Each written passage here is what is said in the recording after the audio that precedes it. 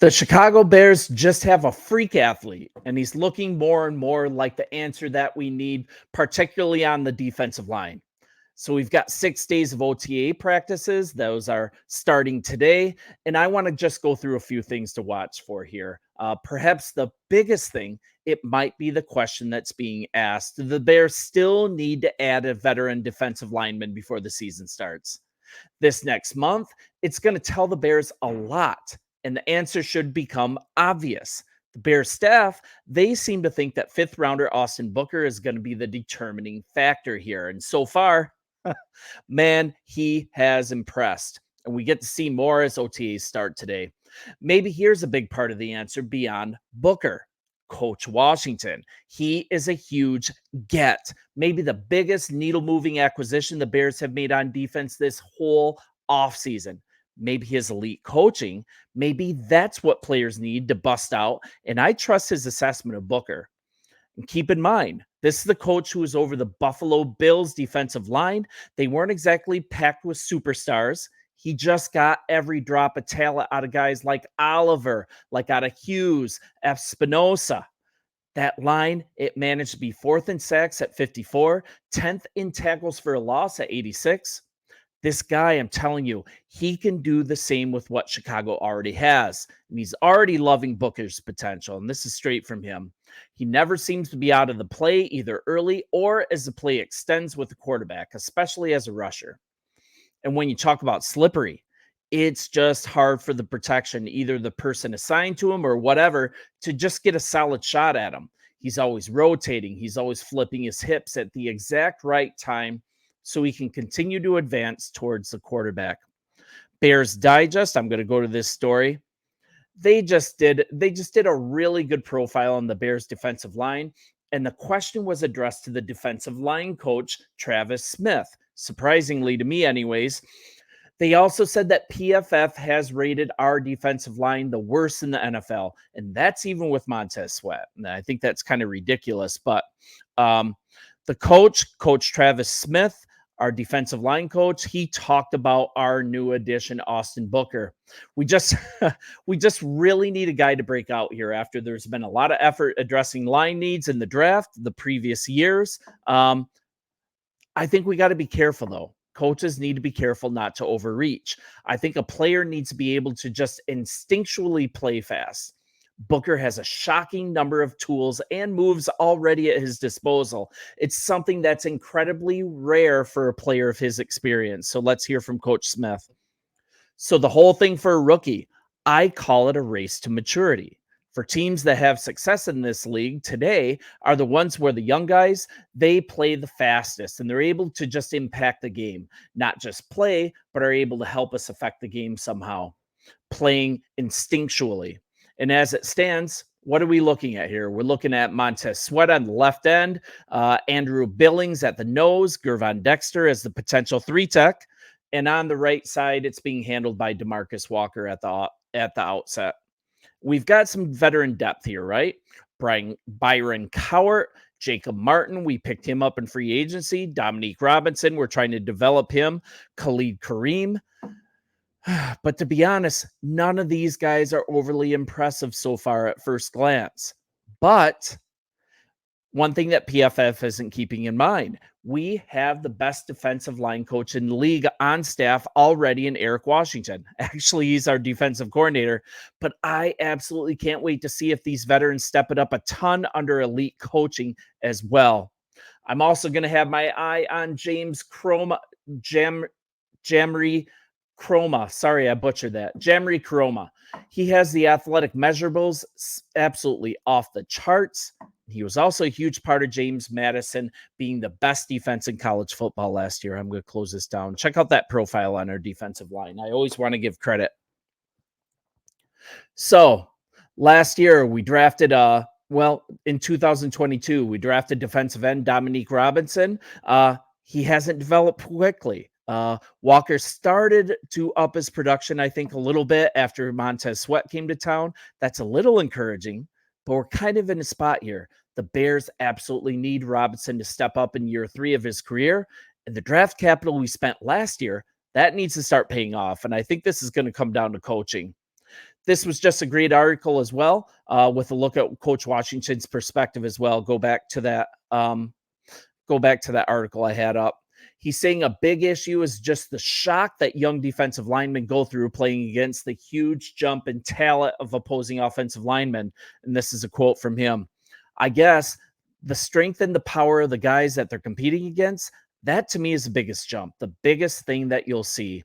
The guys, they're competing against the strongest guys on the field, and you have to be extremely precise to create separation and to execute your job and to just get away from the guy.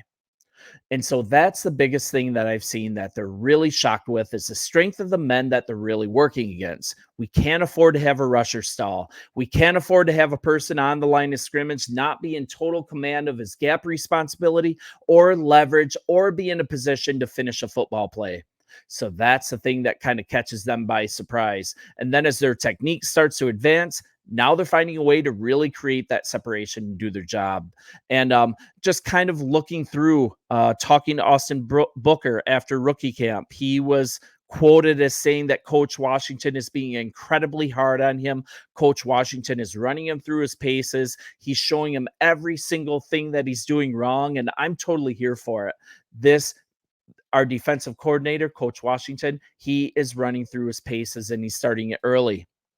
Another thing, I don't think we added a ton because Coach Washington knows defensive lines, and he likely expressed that he had the talent on this line to coach it into a disruptive force. And we're really driven by linebackers. We have two of the best linebackers in the game, and I think we're in really good shape here. And a crucial name, that's Zach Pickens, pushing him hard in camp from day one, figuring out if he'll be the backup at the nose or the 3-tech. I think it's probably going to be the nose. And don't forget, we've also got a pretty nice undrafted free agent that's going to make this team in Randolph out of Illinois. He's a pretty similar player to underrated Andrew Billings. Just a dude who grabs his lunch pail. He gets to work. He plugs holes. He stops a run. Super consistent. Kind of an immovable force. The guy is hard to get off his spot. And the fact that there weren't any big moves for the defensive line during the offseason, I think it suggests that the staff believes that we have what's needed here. We can look at what was invested last year. Let's go through it. It's worth it. Defensive tackle. That was a position of focus for the Bears early in the 2023 NFL draft. We spent 2 of our 3 picks on day 2 to select interior defensive linemen. We know Gervon Dexter, the talented player out of the University of Florida. He was picked first at number 53 overall.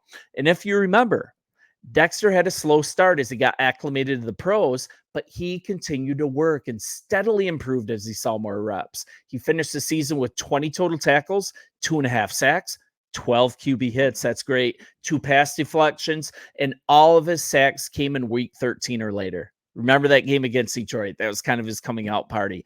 And Dexter took steps to know he took the steps to show that he can be an impactful defensive tackle. I think Coach Washington and company, they're going to develop him into a 3-tech. And then we doubled down. We selected Pickens with the top pick in the 3rd round out of South Carolina. He was undersized compared to Dexter, but he showed quickness when getting off the line. He matched a lot of our metrics. His RAS score was fantastic, but unfortunately, not much of a factor in his rookie season. Dexter began to flourish. Pickens, to be honest, he struggled. He finished the year with 20 tackles, 1 for a loss, half a sack, 2 quarterback hits, 1 forced fumble, 1 pass deflection. I can put all those stats out there, but it just wasn't enough. He needs to show more consistency in year 2 to maintain a spot, even in this rotation. I'm really going to be watching for his progress during the offseason. I think you should too. Let's start watching him at OTAs as a guy to look out for. Now we get to Andrew Billings. I think he's a player that's really getting undersold. He was a very solid piece for our team last year. He signed a 1-year deal last offseason to come in and clog the middle. That's a role he's always excelled in, and he excels in here. Just a nice pickup. And we gave him a 2-year extension during the season last year. That's how good he was showing out as a player. So for the first few weeks of the season, he was actually our team's defensive MVP. He was rewarded with that 2-year extension as a reward. So let's look at how he finished. He finished the year with 27 total tackles, 3 for a loss, 2 QB hits, Excuse me. But the stats, they just don't tell the whole story. His impact went way beyond the box score. Individual stats, especially for this position, they don't always tell the story of a player's impact on the run defense. And the Bears went from allowing 157.3 yards per game in 2022 to only 86.4 in 2023. We're talking a move from second to last in the league to number one in run defense last year. And we added Ngakoue last year late in the offseason. And though he's still available, I'm not really sure if he's the best solution. I think he'd be a good solution. He already knows the scheme. He already knows what will be asked of him. But we've also got Calais Campbell. He's still out there. Maybe the most attractive name out there is Ugba from Miami. I mean, there are some dudes out there. If this isn't quite progressing the way that we want to, there's some guys that we can bring in that can make an impact that we can sign. I think we're going to take it easy this spring, at least compared to other NFL teams. We have an early start to the Bears preseason. That's reflected in our offseason work schedule, and it's one giving them more offseason time away than other NFC North teams have. So we're slated for the Hall of Fame game to kick off the preseason August 1st in Canton. That's against Houston. That means we'll have to open training camp at around July 16th or 17th to get in those 2 weeks of work prior to the start of the exhibition season. So as a result, players will only have 4.5 or 5 weeks of rest after the normal end to June mandatory minicamp. So we'll only hold 2 sessions of voluntary organized team activities instead of 3. Those will be May, starting today, 20th, 21st, and 23rd. And then we'll pick it back up on the 28th, 29th, and 31st. Mandatory minicamp, that'll be held June 4 through 6, allowing 6 weeks until training camp. So we're starting to get into some real stuff. So the league allows teams to have a total of 10 OTAs with absolutely no live contact, but non-contact work on 7-on-7 drills, 9-on-7, 11-on-11 drills can take place. So we can start putting these guys through their paces.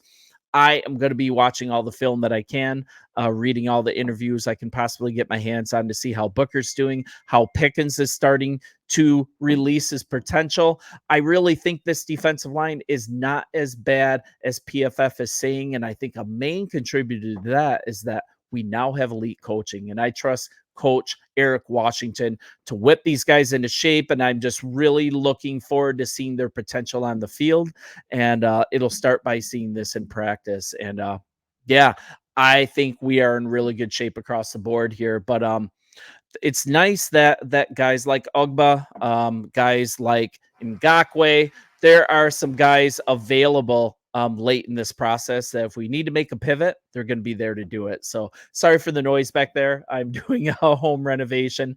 I just appreciate you guys. Bear down, keep watching, and we are at OTAs, so it's exciting. See ya.